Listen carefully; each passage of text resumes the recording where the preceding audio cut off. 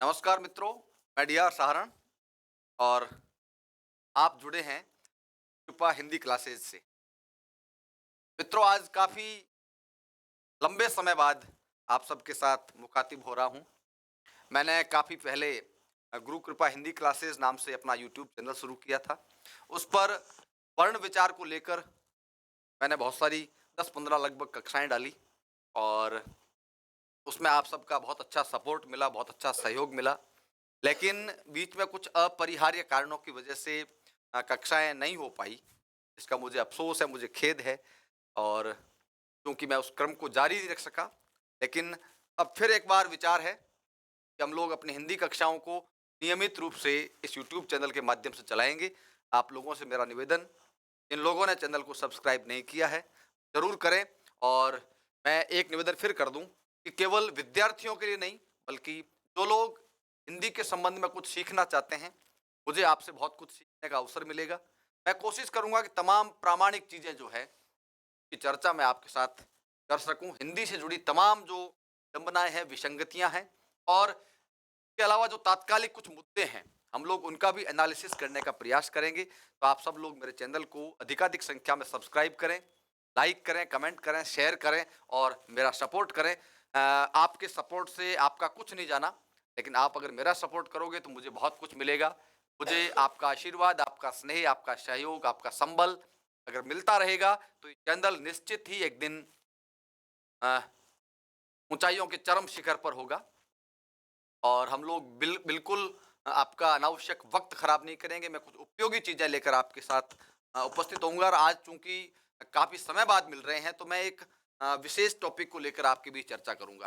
विशेष रूप से जिन विद्यार्थियों ने गत दिनों सीईटी, मैं सीईटी की बात कर रहा हूँ, सीईटी कॉमन एंट्रेंस टेस्ट हो गया आजकल एक 2023 में सीईटी 2 स्तरों पर आयोजित होती है। एक तो ग्रेजुएशन लेवल पर और एक सीनियर सेकेंडरी लेवल पर। क्योंकि ग्रेजुएशन लेवल सीईटी 2023 का एग्ज़ाम गत दिनों हो चुका है और मैं समझता हूँ कि आप में से कुछ विद्यार्थी भी हो सकते हैं जिन्होंने वो एग्ज़ाम दिया होगा और अगले महीने फरवरी में सीईटी सीनियर सेकेंडरी लेवल यानी उच्च माध्यमिक स्तर का जो पेपर है, वो भी फरवरी महीने में होने वाला है और मैं उस पेपर में हिंदी के जो सवाल आए, हिंदी के जितने प्रश्न आए, उनकी मैं चर्चा करूँगा कि सीईटी ग्रेजुएशन लेवल में कौन-कौन से सवाल आए और किस लेवल के प्रश्न आए।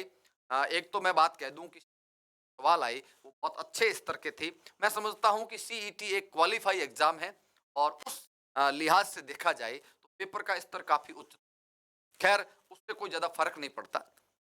आगे सीनियर सेकेंडरी लेवल का जो एग्ज़ाम होने वाला है, उसमें भी कुछ इस तरह के सवाल आने वाले हैं क्योंकि सिलेबस लगभग इनका कॉमन है। मेरी आज की चर्चा का केंद्र बिंदु ये रहेगा कि सीईटी में जो एक प्रश्न आए थे, अभी तक कोई ऑथेंटिक की या फिर यह कह सकते हैं कि आयोग के द्वारा तो अभी तक कोई आधिकारिक रूप से जारी नहीं हुई। फिर भी तमाम तरह की आप लोगों को कि आप लोगों ने उसका सॉल्यूशन ढूँढा भी होगा, आप लोगों ने अपना मूल्यांकन किया होगा।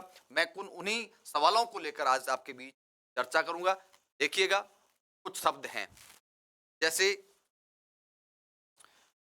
कुछ सवालों की बात करेंगे हम लोग।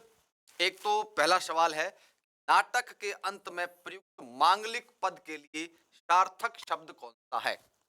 कोई नाटक लिखा जाता है, उस नाटक के लास्ट में, नाटक के अंत में एक मांगलिक पद या हम लोग कह सकते हैं एक ऐसा कोई ऐसी कोई पंक्ति जो क्या कह सकते हैं उसको?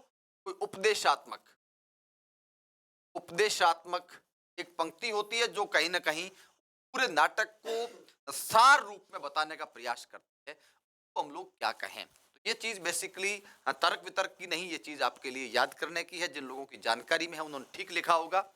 के लिए जो शब्द आएगा वो आएगा भरत वाक्य। नाटक के अंत में प्रयुक्त मांगलिक पद के लिए भरत वाक्य प्रयोग होता है, मंगल वाक्य नहीं होता। विदूषक, विदूषक का मतलब तो कोई कॉमेडियन होता है।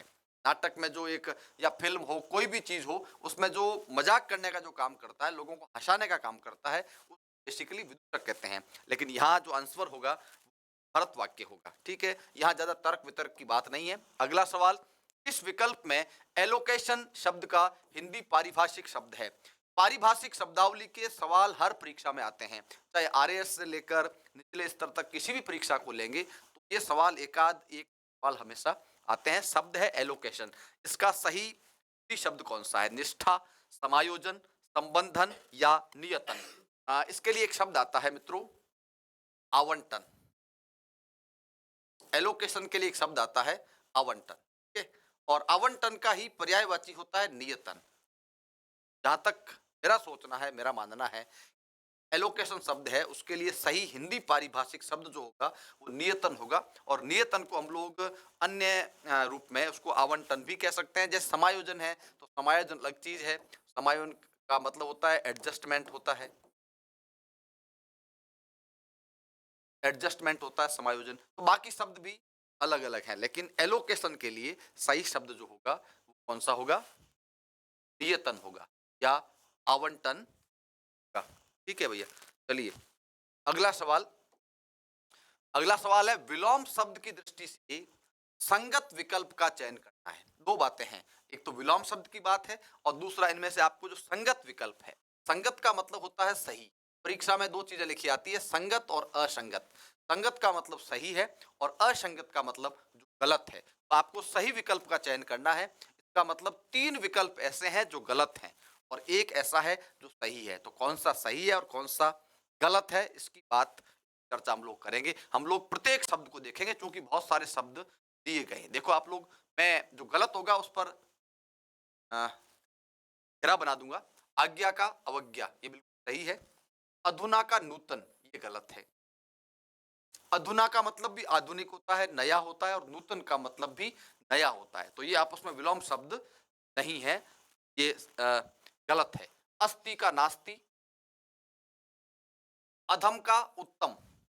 अधम का मतलब नीच होता है, निम्न श्रेणी का होता है। उत्तम का मतलब श्रेष्ठ होता है, तो ये बिल्कुल ठीक है। अज्ञ का विज्ञ बिल्कुल सही है। और अग्र का पश्च, अग्र यानी अगला, पश्च यानी पिछला। अज्ञ मतलब जो कुछ नहीं जानता, और विज्ञ जो विशेष जानकारी रखता है। ये तीनों ही शब्द जो है ना, ये विलोम शब्द सही हैं। तो आपको यही कहा था कि विलोम शब्द की दृष्टि से संगत विकल्प का चयन करना है। तो सेकंड जो ऑप्शन है उसमें तीनों ही जो समूह दिए गए हैं विलोम शब्दों के, वो बिल्कुल राइट है, बिल्कुल सही है। तो आंसर तो यही होगा। फिर भी अगली चर्चा कर लेते हैं। ग्राम और ग्राम्य कोई मतलब नहीं है। ग्राम और ग्राम्य आपस में विलोम शब्द नहीं है। ग्राम के साथ यह प्रत्यय लगा तो ग्राम्य बन गया, लेकिन ये विलोम शब्द नहीं है। अगला, उदात और अनुदात बिल्कुल सही है। ऐश्वर्य का अनैश्वर्य राइट है। अधित्यका का उपत्यका सही है। आगम का अनागत कोई मतलब नहीं। आगम का एक विलोम शब्द हो सकता है लोप। आगम का विलोम शब्द लोप भी हो सकता है, ठीक है। और अभ्र, अभ्र का मतलब बादल होता है। अभ्र का विलोम शब्द अन्य नहीं होता, ठीक है। तो हम लोग बात क्या कर रहे थे कि संगत विकल्प छांटना है। तो इसमें ये दो सही थे लेकिन एक गलत हो गया। इसमें तीनों ही सही है, इसमें एक गलत है, दो सही है। इसमें एक सही है, दो गलत है। कुल मिलाकर के यदि संगत विकल्प की बात करेंगे तो सही आंसर बी होगा। बाकी सब में कुछ न कुछ है। अगला, निम्न में से किस विकल्प के सभी शब्दों में उपसर्ग और प्रत्यय दोनों का प्रयोग हुआ? बहुत अच्छा सवाल है। मैं पहले भी कह चुका हूं कि सीईटी के लेवल के हिसाब से ये पेपर काफी कठिन स्तर का है।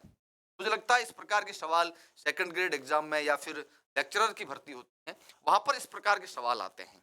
फिर भी मैं अच्छा मानता हूं कि पेपर का स्तर अच्छा रखा। और पेपर का स्तर अच्छा होना अच्छे विद्यार्थियों के लिए, अच्छी पढ़ाई करने वालों के लिए बहुत अच्छा होता है। जब पेपर का लेवल सरल हो जाता है तो फिर कम पढ़ने वाले, अधिक पढ़ने वाले, वो सब लगभग बराबर हो जाते हैं। ये इस पेपर में अच्छी तैयारी वाले विद्यार्थियों को निश्चित ही बहुत फायदा मिलने वाला है। चलिए, सवाल है कि किस समूह के सभी शब्दों में उपसर्ग और प्रत्यय दोनों का प्रयोग हुआ है? सवाल को समझना, कई बार विद्यार्थियों के सवाल ही समझ में नहीं आता। कौन से समूह में उपसर्ग और प्रत्यय दोनों का प्रयोग हुआ है? उपसर्ग कहां लगता है मित्रों? बीच में होता है मूल शब्द, ठीक है। और मूल शब्द के आगे तो लगता है प्रत्यय, और इससे पहले क्या लगता है? उपसर्ग। तो आपको वो शब्द छांटने हैं जिसमें उपसर्ग और प्रत्यय दोनों का ही प्रयोग हुआ है। देखिए आप लोग, फैनिल, शामिल, जटिल, इनमें किसी प्रकार का कोई उपसर्ग नहीं है। उपसर्ग नहीं है। प्रत्यय तो है इसमें, प्रत्यय तो है, जैसे फैनिल, फैनिल में फैन धन इल, फैन का मतलब झाग होता है, तो इनमें इल, इल प्रत्यय लगा हुआ है, प्रत्यय तो लगा हुआ है लेकिन उपसर्ग नहीं है। लेकिन हमें क्या पूछा है, जिसमें उपसर्ग और प्रत्यय दोनों का प्रयोग हुआ है, तो यहां पर प्रत्यय का प्रयोग हुआ है लेकिन उपसर्ग का प्रयोग नहीं हुआ है, तो यह आंसर नहीं होगा। अगला अवगत, ध्यान देना, अव उपसर्ग है इसमें, अवलंब अब उपसर्ग है इसमें, और अवशित की बात करें तो अ उपसर्ग मान सकते हैं, जो भी हो, इनके अंदर क्या नहीं है, इनके अंदर प्रत्यय नहीं है, या उपसर्ग तो है लेकिन इसमें किसका प्रयोग नहीं हुआ, प्रत्यय का। क्यों, जैसे अवगत है, अवगत में अव क्या है, उपसर्ग, और गत क्या है, मूल शब्द, लेकिन इसमें किसी प्रत्यय का प्रयोग नहीं हुआ। ध्यान देना, यहां पर प्रत्यय का प्रयोग हुआ लेकिन उपसर्ग नहीं हुआ, यहां उपसर्ग है लेकिन प्रत्यय नहीं है। यहां देखो आप लोग, अवधि, अवज्ञा, अवधूत, यहां भी क्या है, यहां उपसर्ग तो है लेकिन प्रत्यय नहीं है।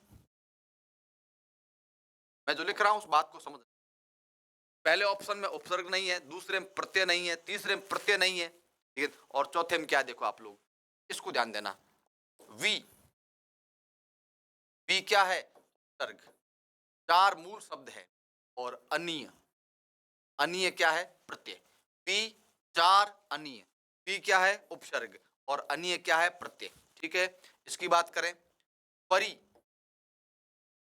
धन, वार, धन, इक, क्या हुआ भैया, परि उपसर्ग हो गया, वार मूल शब्द हो गया, और इक क्या हो गया, प्रत्यय।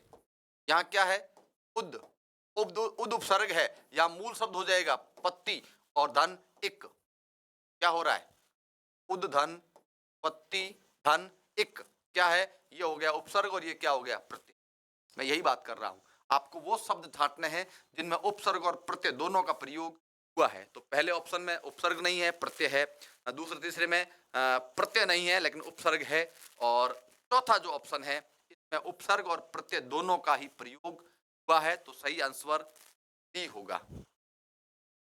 अगला नेक्स्ट है, व्यंजन वर्णों के संबंध में कौन सा विकल्प सुमेलित नहीं है। सुमेलित नहीं का मतलब क्या है, असुमेलित है, और असुमेलित का मतलब देखो कई बार शब्द अलग अलग आते हैं, असुमेलित को हम लोग असंगत भी कह सकते हैं, या इसको हम लोग गलत भी कह सकते हैं, या हम लोग कहते हैं कि सही नहीं है, ऐसा भी कह सकते हैं, कोई दिक्कत नहीं है, ये शब्द अलग अलग आ सकते हैं। सुमेलित नहीं है का मतलब क्या हुआ, असुमेलित है, असंगत है, गलत है, सही नहीं है।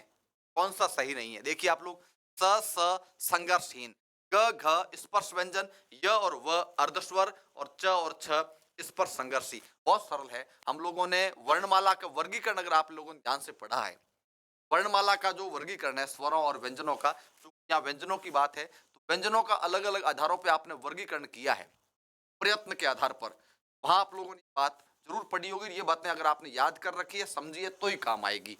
देखिएगा मित्रों, ये स और स जो है ना, ये संघर्षहीन, ये गलत चीज है, संघर्षहीन नहीं है, ये क्या है, ये संघर्षी है। तीन चीजें हैं भैया, एक है संघर्षी, एक है स्पर्शी, और एक होता है स्पर्श संघर्षी। समझ रहे बात को, तो ये जो उष्म है, जिनको हम लोग ऊष्म भी कहते हैं, उष्म, इनको हम लोग ऊष्म व्यंजन भी कहते हैं, और ऊष्म व्यंजन जो है चार, स स सह, ये क्या कहलाते हैं, ये संघर्षी कहलाते हैं। ये ऑप्शन गलत हो गया, आपको पूछा था कौन सा सुमेलित नहीं है, तो ये सुमेलित नहीं है, बाकी तीनों ही सही है। ग और घ स्पर्श व्यंजन है, बिल्कुल सही है, य और व अर्ध स्वर है, बिल्कुल सही है, या इसको हम लोग संघर्षहीन भी कह सकते हैं, इनको हम लोग संघर्षहीन भी कह सकते हैं, और च और छ ये स्पर्श संघर्षी है। ध्यान देना, ये तीनों चीज सही है जबकि ये गलत है, ये संघर्षी कहलाते हैं, इनमें संघर्ष होता है, संघर्ष का मतलब घर्षण होता है, इस वहां से उष्म हवा जो होती है बाहर निकलती है, तो ये आंसर इसका ठीक होगा, बाकी ध्यान रखने की बात है। अगला असंगत विकल्प का चयन, ये यहां देखिए आप लोग, कुछ वाक्य दिए गए हैं और इधर क्रिया के प्रकार दिए गए, कौन सी क्रिया सही है, देखो आप लोग, पुलिस ने चोर पकड़वाया, प्रेरणार्थक क्रिया है, बिल्कुल सही है, जिन लोगों ने क्रिया के भेद पढ़े हैं वो लोग इस बात को जानते हैं। पुलिस ने चोर पकड़वाया, पुलिस ने चोर पकड़ा, अगर ऐसा होता तो प्रेरणार्थक क्रिया नहीं होती। हम जो जानते हैं कि प्रेरणार्थक क्रिया में क्या होता है, जब व्यक्ति जो होता है करता, वो स्वयं कार्य नहीं करता, बल्कि किसी को कार्य करने के लिए प्रेरित करता है या दूसरों से कार्य करवाता है। जैसे एक वाक्य होता है कि पिता ने पुत्र से चिट्ठी लिखवाई। लिखवाई इसका मतलब पिता ने नहीं लिखी है बल्कि पुत्र ने लिखी है, लेकिन पिता ने उसको प्रेरित किया है, पिता की प्रेरणा से उसने कार्य किया है। लास्ट में वाया, वाई ऐसा कहीं आता है ना, प्रेरणार्थक क्रिया कहलाती है। तो ये तो बिल्कुल ठीक है, आपको असंगत का चयन करना है, ये तो संगत है। माता जी प्रतिदिन बाग में जाते हैं, रंजक क्रिया, ये गड़बड़ है। लड़के मैदान में दौड़ रहे हैं, ध्यान देना, अकर्मक क्रिया। अकर्मक क्रिया क्या होती है? जिसमें कर्म का प्रयोग नहीं होता, या क्रिया क्या है? दौड़ना। बताइए, प्रश्न बनाए हम लोग, लड़के मैदान में क्या दौड़ रहे हैं? दौड़ रहे हैं जो क्रिया है उसके आगे आप क्या लगाओ? क्या दौड़ रहे हैं? है आंसर? कोई उत्तर है क्या? बिल्कुल नहीं है, क्योंकि ये दौड़ने में कर्म की आवश्यकता नहीं है। ठीक है, तो क्या दौड़ रहे हैं? क्या दौड़ रहे हैं? नहीं, अकर्मक है तो बिल्कुल सही है। और उसने सेब खाया, उसने क्या खाया? सेब खाया। सकर्मक है, क्योंकि ये सेब जो है, ये सेब क्या है? कर्म है, कर्म। तो यहाँ पर कर्म का प्रयोग हुआ है, इसलिए सकर्मक है। या कर्म नहीं है, अकर्मक है। यहाँ पुलिस ने चोर पकड़वाया, सही है। तो असंगत कौन सा है? ये है। असल में मित्रों, रंजक जो होती है ना, वो सामान्यतः उसको सजातीय क्रिया भी कहते हैं, यानी जहाँ कर्म और तो क्रियापद है वो दोनों एक ही शब्द से निर्मित होते हैं, तो वहां पर रंजक क्रिया या सजातीय क्रिया मानी जाती है। जो भी हो, ये असंगत विकल्प की श्रेणी में आएगा। अगली बात, निम्न में से कौन सा संज्ञा से निर्मित विशेषण नहीं है? ये विशेषण शब्द है साधारण, लेकिन कौन सा संज्ञा से बना हुआ नहीं है? एक बात समझिए आप लोग, दानव, दानवीय जो है ना, दानव के साथ ईय प्रत्यय जुड़ा है। मानव की बात करें तो मानव धन ईय प्रत्यय जुड़ा है। हम लोग मानव का अगर करें विश्लेषण तो क्या हो जाएगा? तो हो जाएगा मनु धन अ, और दानव की बात करें तो हो जाएगा दनु धन अ। ठीक है भैया। और निंदित, निंदित में मूल शब्द क्या है? निंदा, क्या है? और इसमें जो मूल शब्द है वो क्या है? चिंत, क्या है? चिंत। ध्यान देना, चिंत जो है ना वो क्रिया है, चिंत कोई संज्ञा नहीं है। चिंत, चिंतन, चिंत, ये क्या है? ये क्रिया है। आपको पूछा है कि कौन सा शब्द संज्ञा से निर्मित शब्द नहीं है। ध्यान देना मेरी बात पे, ये निंदा जो है, निंदा, ये निंदा भाववाचक संज्ञा है। निंदा भाववाचक संज्ञा है। और ये जो दानव, दानव और मानव, ये दोनों जो है ना, ये क्या है? ये जातिवाचक संज्ञा है। ध्यान देना बात पे, दानव और मानव ये जातिवाचक संज्ञाएं हैं। अब सवाल क्या है, देखो आप लोग, कौन सा शब्द संज्ञा से निर्मित विशेषण नहीं है? तो इनके मूल शब्द देखो, दानव, निंदा, चिंत और मानव। अब मानव दानव दोनों क्या है? दानव मतलब राक्षस होते हैं, मानव और दानव जातिवाचक संज्ञाएं हैं, और निंदा भाववाचक संज्ञा है, जबकि चिंत अपने आप में क्या है? क्रिया है। कौन सा शब्द संज्ञा से निर्मित नहीं है? ये नहीं है। ठीक है, अगला, किस विकल्प में तत्पुरुष समास का प्रयोग नहीं हुआ है? तत्पुरुष समास कौन सा होता है? तत्पुरुष जिसमें कारक चिन्हों का या विभक्ति चिन्हों का लोप हो जाता है। आप लोग समास विग्रह करके देख सकते हैं।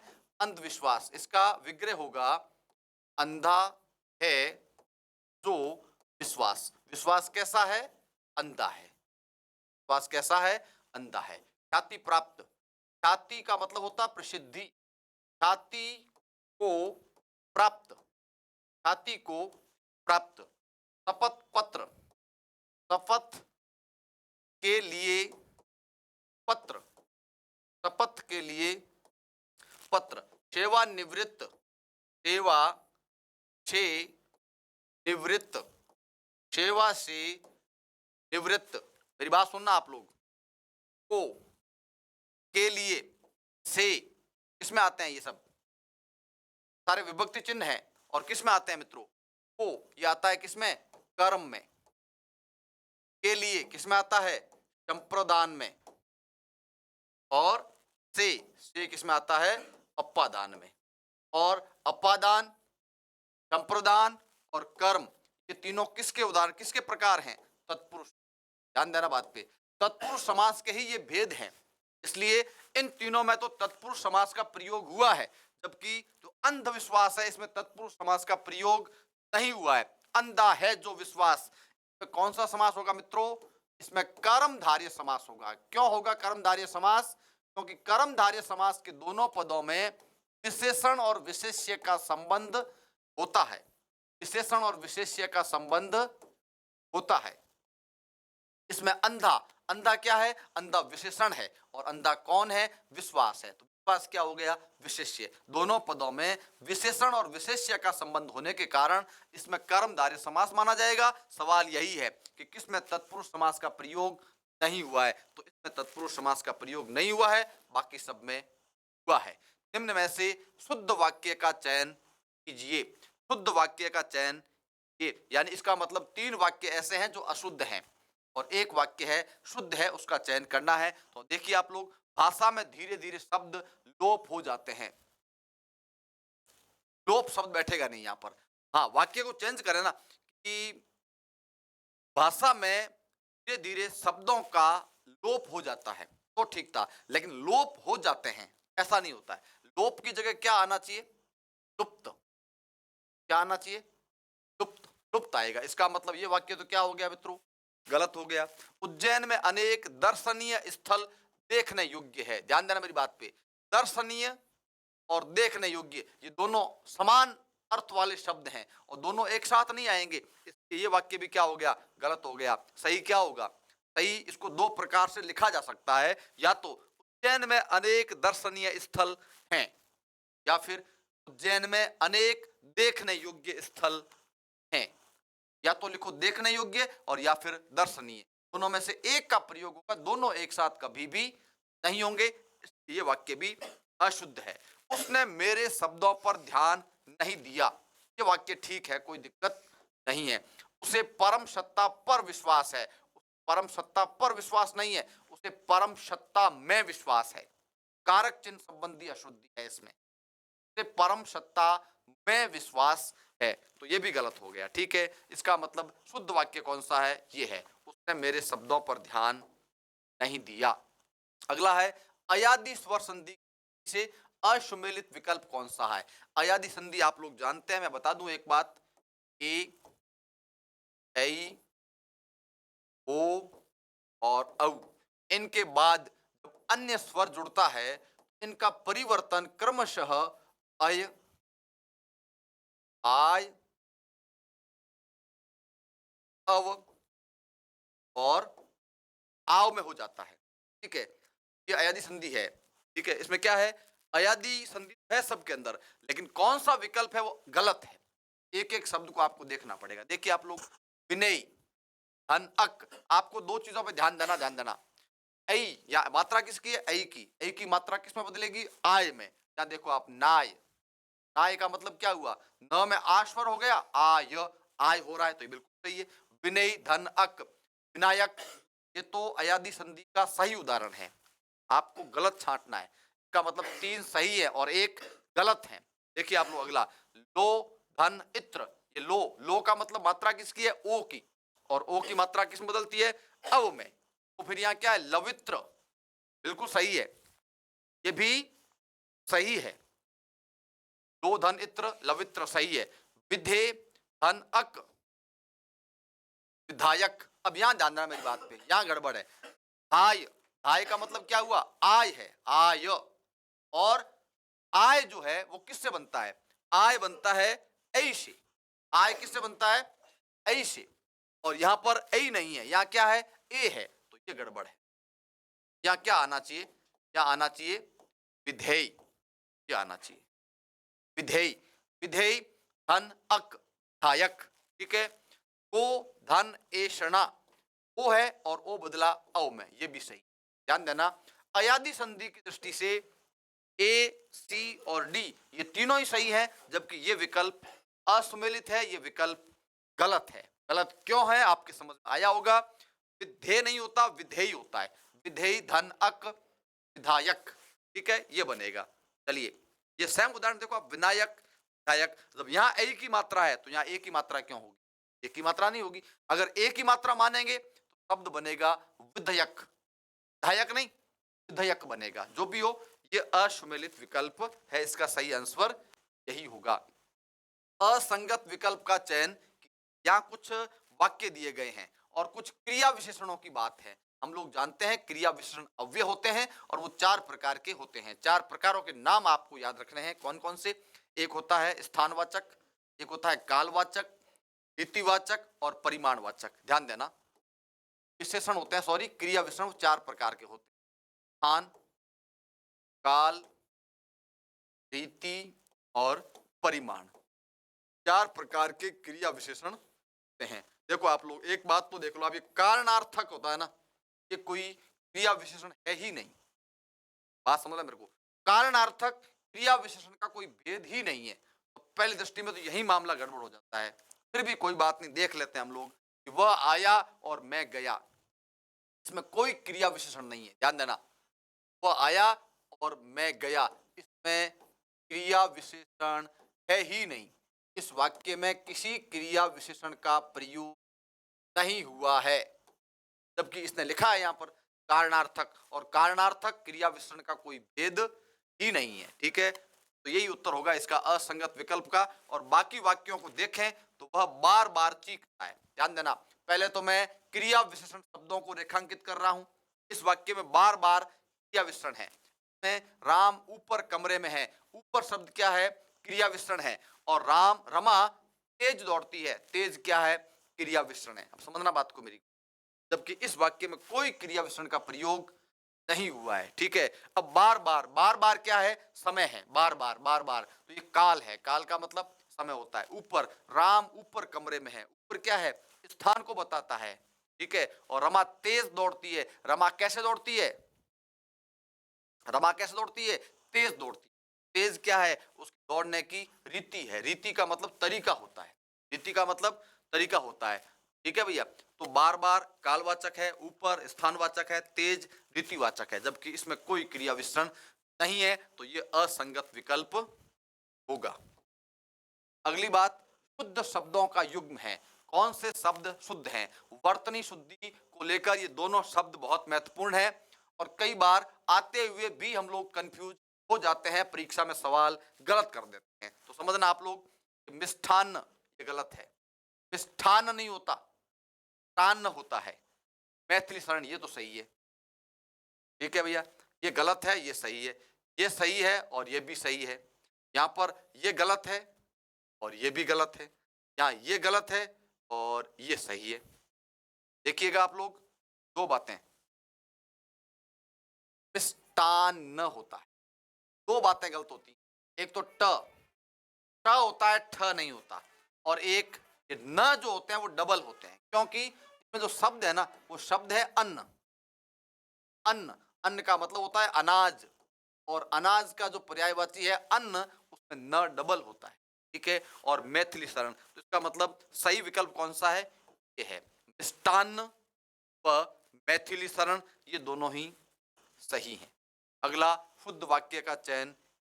शुद्ध वाक्य का चयन करने का मतलब, सॉरी ये प्रश्न थोड़ा गड़बड़ लगता है मुझे, तो कोई नहीं, कि चूनर ओढ़ कर आओ, वाक्य बिल्कुल सही है, कोई गलती नहीं है। मेरा स्वास्थ्य ठीक है, ये भी सही है। इस समय मेरी आयु 40 वर्ष है, ये भी सही है। पुस्तक में, ये थोड़ा अलग अलग जाना, पुस्तक में चिन्ह मत लगाओ, ये शब्द गलत है। चिन्ह नहीं होता है, क्या होता है, चिन्ह होता है, चिन्ह नहीं होता, क्या होता है, चिन्ह। चिन्ह, या तो ऐसे लिखो इसको, और या फिर अगर ह के साथ मिलाना चाहते हो भी मिला सकते हो। चिन्ह अ आधा होता है और न पूरा होता है, इसलिए यही वाक्य गलत है, बाकी सही है। इस प्रश्न को ऐसे होना चाहिए कि अशुद्ध वाक्य का चयन, ये तो ये वाक्य जो है वो अशुद्ध है, बाकी तीनों वाक्य शुद्ध है, कोई त्रुटि नहीं है। अगला, जिसका पालन दूसरे ने किया हो, वाक्यांश के लिए उचित शब्द लिखिए। वाक्यांश के लिए एक शब्द लिखना, जिसका पालन दूसरे ने किया हो। दुनिया में बहुत सारे लोग हैं जिनका जन्म तो कोई और देता है, लेकिन जन्म देने वाले उसको कहीं छोड़ देते हैं या उसका पालन पोषण नहीं करते, तो उनका जो भरण पोषण है वो कोई और व्यक्ति करता है। जिसका पालन पोषण उसके माता पिता ने नहीं बल्कि किसी अन्य व्यक्ति ने किया हो, तो हम लोग क्या कहते हैं, उसके लिए एक शब्द जो आता है वो परभृत आता है। पर का मतलब होता है दूसरों के द्वारा, भृत का मतलब होता है भरण करना, पोषण करना। तो जिसका पालन दूसरों द्वारा किया गया हो, पर भृत होता है। बाकी सब अलग शब्द है। निरुपम जैसे जिसको कोई किसी की उपमा नहीं दी जा सकती। जैसे परोक्ष है, परोक्ष का मतलब अप्रत्यक्ष होता है, तो आंखों के सामने नहीं हो, वो परोक्ष या अप्रत्यक्ष होता है। तो ये अलग अलग शब्द है सारे। जिसका पालन दूसरे ने किया हो, पर भृत होता है। ठीक है। अगला कौन सा शब्द कर्मधारय समास का उदाहरण नहीं है? इसका मतलब चार में से तीन ऐसे हैं जिनमें कर्मधारय समास है, जबकि एक ऐसा है जिसमें कर्मधारय समास नहीं है। कौन से में नहीं है पता करना है। आत्ममग्न, इनका आप लोग समास विग्रह करिए। आत्म में मग्न, आत्म में मग्न। प्रभाव सर, संधि विच्छेद की बात करें तो ये होगा शुभ धन अवसर, शुभ धन अवसर। और विग्रह करेंगे हम लोग, ऐसे होगा शुभ है जो अवसर, शुभ है जो अवसर। तीव्र वेग, तीव्र है जो वेग, तीव्र है जो वेग। सदाचार, संधि विच्छेद की बात करें ये होगा सत धन आचार। सत का मतलब होता है अच्छा, सदाचार। तो इसका समास विग्रह होगा सत्य है जो आचार। अब समझना बात को, है जो, है जो, है जो, ये तीनों ही जो उदाहरण हैं, ये तीनों, इनमें कर्मधारय समास है। क्योंकि कर्मधारय समास में दोनों पदों में विशेषण विशेष्य या उपमान उपमेय का संबंध होता है। कर्मधारय की पहचान का सीधा एक तरीका है कि जो दूसरा शब्द है ना, उसके आगे आप लोग कैसा लगा करके पूछो। आप लोग जैसे अवसर, कैसा अवसर, शुभ अवसर। कैसा वेग, तीव्र वेग। कैसा आचार, सत आचार। सत, तीव्र और शुभ, ये तीनों क्या है? विशेषण है। ये तीनों क्या है? विशेषण है। ठीक है। और ये तीनों जो हैं, ये तीनों क्या है? ये तीनों विशेष्य है। का मतलब इन तीनों में ही कर्मधारय समास है। प्रश्न क्या है? किसमें कर्मधारय समास नहीं है? कर्मधारय समास नहीं है। तो नहीं है तो कौन सा है? ध्यान देना, आत्म में मग्न तत्पुरुष समास है। और अगर तत्पुरुष के भी हम लोग अगर भेद की बात करें, कौन सा तत्पुरुष मित्रों? में और पर किसमें आते हैं? अधिकरण में। ये जो है ये अधिकरण तत्पुरुष समास का उदाहरण है, और इसमें कर्मधारय का प्रयोग नहीं है। तो यही आंसर सही होगा। अगला है असंगत विकल्प ये, असंगत विकल्प ये। ठीक है भैया। अब ये भी मैंने कहा था वर्णमाला के स्वर व्यंजन के वर्गीकरण की बात है। ये आपको याद होगी तो काम आएगी, नहीं तो तर्क वितर्क से मामला गड़बड़ हो जाएगा। देखिए मैं बता दूं आपको, यही गड़बड़ है, ये अल्प प्राण नहीं। तो स है ना, ये महाप्राण है। अब कौन कौन से अल्प प्राण हैं, कौन से महाप्राण है, आपको याद करने पड़ेंगे। बाकी ठीक है, मूर्धन्य अघोष बाकी सब सही है। ई अग्र है, संवृत है, अवृत मुखी है, यह तालव्य है, अल्प प्राण है, घोष है। ब बिल्कुल प वर्ग में आता है, ओष्ठ है, घोष भी है, अल्प प्राण भी है। कुल मिला के ये जो स है, ये मूर्धन्य अघोष तो है लेकिन अल्प प्राण नहीं है, महाप्राण है। इसलिए यही विकल्प जो है असंगत होगा। ऐसे प्रश्नों में आपकी अपनी याददाश्त, आपकी अपनी समझ काम आएगी।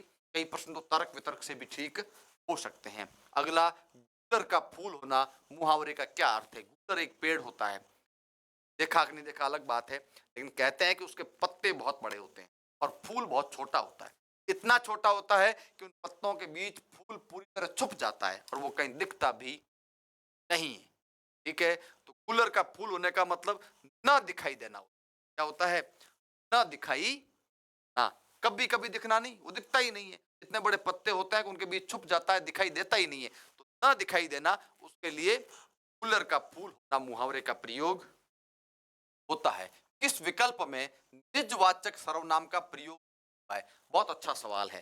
निजवाचक का मतलब जिसका प्रयोग वक्ता जो होता है वो अपने लिए प्रयोग क्या कहलाता है, या फिर कई बार जो श्रोता होता है उसके लिए भी प्रयुक्त हो सकता है विशेष परिस्थिति में। जैसे कि मैं, ध्यान देना, मैं आप ही चला जाऊंगा, मैं आप ही चला जाऊंगा। आप कहेंगे तो ही बैठूंगा। श्याम अपना खाना खुद बना लेता है। मैं यह कार्य अपने आप कर लूंगा। मैंने जिन जिन को रेखांकित किया है उन पर ध्यान देना आप लोग। देखो आप लोग, या जितने सर्वनाम शब्द है ना उनकी बात करता हूं मैं। देखो आप लोग, मैं है ना, मैं तो उत्तम पुरुषवाचक है, उत्तम पुरुषवाचक सर्वनाम है, ठीक है। और बाकी ये जो मैं है ये भी उत्तम पुरुषवाचक सर्वनाम है, उत्तम पुरुषवाचक सर्वनाम है। लेकिन अब इसके अलावा छोड़ो आप लोग, देखिए, या आप, अपना, अपने आप, इनमें देखो एक चीज होती है कि एक तो संज्ञा के स्थान पर कोई शब्द प्रयुक्त होता है, वो तो सर्वनाम कहलाता है जनरली। लेकिन कई बार वो उत्तम पुरुषवाचक या मध्यम पुरुषवाचक सर्वनाम आ जाता है, और फिर उसके साथ कुछ शब्द होते हैं जो अपनात्व प्रकट करने के लिए प्रयुक्त होते हैं। जैसे मैं आप ही चला जाऊंगा, मैं आप ही चला जाऊंगा, ये आप जो है ना वो निजवाचक है, बिल्कुल है। शाम अपना खाना खुद बना लेता है, ये भी निजवाचक है। मैं ये कार्य अपने आप कर लूंगा, देखिए आप, अपने आप, अपना, आप, मैं, आप, इन सब में निजवाचक सर्वनाम का प्रयोग है, लेकिन इसमें नहीं है। ये जो आप है ना, ये क्या है मालूम है? आप कहेंगे, यहाँ आप शब्द का प्रयोग है ना अपने सामने बैठे किसी श्रोता के लिए हो रहा है। किसके लिए? श्रोता के लिए। और श्रोता के लिए जो प्रयोग होता है वो सर्वनाम कौन सा होता है?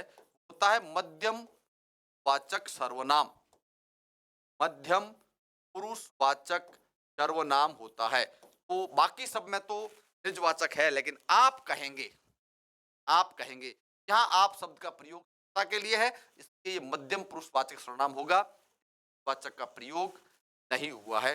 अगला, किसी के कथन को उद्धृत करने के लिए किस विराम चिन्ह का उपयोग होता है? देखो, एक तो चिन्ह शब्द है सारे, ये गलत लिखे हुए हैं। मैं बता दूं आपको, पहले लिखा था आपके, चिन्ह इस प्रकार लिखना है, या लिखने में कोई त्रुटि, ये चिन्ह इस प्रकार लिखना है, ठीक है। खैर, सवाल पे आता हूं कि किसी के कथन को, कोई व्यक्ति ने कोई बात कही, उसका जो कथन है उसको उद्धृत करने के लिए या उसको अवतरित करने के लिए किस विराम चिन्ह का प्रयोग किया जाता है? तो अवतरण का चिन्ह का, अवतरण चिन्ह का, या अवतरण चिन्ह को एक और नाम से जानते हैं, उद्धरण चिन्ह। अवतरण चिन्ह कहें और चाहे हम लोग इसको उद्धरण चिन्ह कहें, दो नामों से इसको जानते हैं। अब एक बात ध्यान देना, मैं और एक जानकारी आपके लिए बता दूं आप लोगों को कि अवतरण चिन्ह होते हैं वो दो प्रकार के होते हैं। एक तो होता है एक हरा, और एक होता है दुहरा। एक हरा और दुहरा। एक हरा जो आता है ना वो किसी एक शब्द को उद्धृत करने के लिए आता है, जबकि दूसरा जो होता है ना वो किसी वाक्य को उद्धृत करने के लिए आता है। ध्यान देना मेरी बात पे। हम लोग जब कोई वाक्य लिखते हैं, उस वाक्य में किसी एक शब्द को अगर बंद करना हो, उद्धृत करना हो, विशेष रूप से इंगित करना हो, तो हम लोग एक हरे का प्रयोग करते हैं। जबकि किसी पूरे कथन को, पूरे किसी वाक्य को अगर आपको उद्धृत करना हो तो फिर दूहरे का प्रयोग करना है। ध्यान देना कैसे होता है। एक हरा जो होता है इस प्रकार होता है, से ये होता तो इस प्रकार है, लेकिन जैसे ये होता नहीं, ये दो होता है। 66 99, 6 9 66 99। असल में ये कोई संख्या नहीं है, लेकिन इस प्रकार का ही होता है। मतलब एक एक होता है ना ऐसे, तो होता है एक हरा, और दोहरा दो दो होते हैं ना, क्या होता है? दोहरा। और दोहरा जो होता है वो किसी कथन को, किसी वाक्य के लिए होता है, जबकि एक हरा जो होता है वो किसी शब्द के लिए होता है। बाकी जो देखिए आप लोग, निर्देशन चिन्ह है तो वो इस प्रकार होता है। विस्मयादि बोधक जो है प्रकार होता है, जिसको संबोधन सूचक भी कहते हैं। और प्रश्नवाचक जो होता है कार होता है, ये प्रश्नवाचक है, ये विस्मयादि बोधक है, ये निर्देशन चिन्ह है। और ये जो है अवतरण या उद्धरण चिन्ह है, और ये किसी कथन को या किसी शब्द को उद्धृत करने के लिए प्रयुक्त किए जाते हैं। चलिए, ये कुछ सवाल थे। सवाल तो और भी हैं बहुत सारे, लेकिन शेष जो सवाल हैं उनकी चर्चा हम लोग अगली कक्षा में करेंगे, बहुत लंबी चौड़ी हो जाएगी। तो लगभग 20 एक प्रश्न थे, ये सीईटी ग्रेजुएशन लेवल के एग्जाम में पूछे गए थे। और कुछ इसी प्रकार के सवाल आपके 12th लेवल ग्रेजुएशन सीईटी में आपके आ सकते हैं। तो आप लोग सचेत रहिएगा, सावधान रहिएगा। आप लोगों ने, बहुत सारे विद्यार्थियों ने एग्जाम दिया होगा, और तमाम विद्यार्थी ऐसे भी होंगे तो ग्रेजुएशन लेवल का एग्ज़ाम भी देंगे और सीनियर सेकेंडरी लेवल का भी देंगे। और ये बहुत ज़रूरी चीज़ है। ये क्वालीफाई एग्ज़ाम है और ये क्वालीफाई एग्ज़ाम अगर आप उत्तीर्ण नहीं कर पाओगे, तो फिर उससे संबंधित जो वैकेंसीज़ हैं, उनमें आप लोग हिस्सा ही नहीं ले पाओगे। ये बहुत ज़रूरी है। मैं आप सबको पुनः शुभकामनाएँ देता हूँ और उम्मीद करता हूँ कि मैंने जो आज बात यहाँ की है, वो आपके समझ में आई होगी। अब हम लोग कोशिश करेंगे कि नियमित हम लोग हिंदी की कक्षाएँ लेके चलेंगे, चाहे वो व्याकरण के बिंदु हो, चाहे फिर किसी एग्ज़ाम के पेपर हों या फिर अन्य एमसीक्यूज़ हों, उन सब को लेकर हम लोग नियमित चर्चा करेंगे। तो जो भी हिंदी के प्रति इंटरेस्टेड विद्यार्थी हैं, वो सब मेरे साथ जुड़े रहें, मुझे आशीर्वाद और स्नेह प्रदान करते रहें। आज के लिए इतना ही। जय हिंद, नमस्कार।